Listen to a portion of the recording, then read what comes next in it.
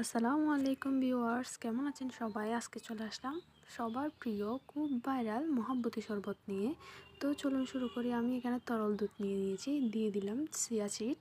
তো chia seed দিয়ে চিনি দিয়ে দিলাম। চিনি দিয়ে আর একটু ভালোভাবে নেড়ে দিচ্ছি। চিনি দিয়ে এটা কিন্তু প্রায়ই শোনা যাচ্ছে স্বামীকে বানিয়ে খাওয়ালে নাকি মহব্বত বাড়ে, কিন্তু আমি তো জানি না। তো আমি এই পর্যায়ে কয়েকটা জেলি কেটে দিয়ে দিলাম সামান্য কালার আসার জন্য। তো এবার তরমুজ কেটে নিচ্ছি। খুব ভাইরাল শরবত, কিন্তু সবাই বাসায় বানিয়ে দেখতে পারেন। সবাই যেহেতু বানাচ্ছে, আমিও আজকে ট্রাই করে আপনাদের সামনে নিয়ে আসলাম এই শরবতটা। তো ভালোভাবে এভাবে ছোটো ছোটো কুচি করে করে কেটে নিতে হবে। তো এই পর্যায়ে আমি ছুরি দিয়ে কেটে কেটে দিয়ে দিলাম দুধের মধ্যে। আপনারা চাইলে আরেকটু ছোটো করে কেটে কেটে দিতে পারেন। আমার এগুলো সাইজগুলো একটু বড়ই হয়ে গেছে, তো আরও কুচি কুচি করে কাটবেন আপনারা। এখানে চাইলে রুয়াবজা দিতে পারেন, অনেকেই রুয়াবজা দেয়।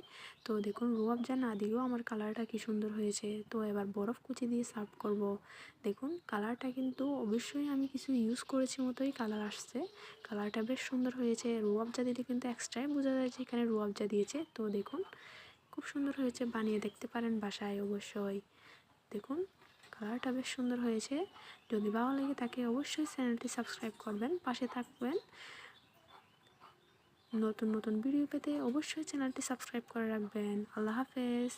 বাসায় একবার হলেও ট্রাই করবেন।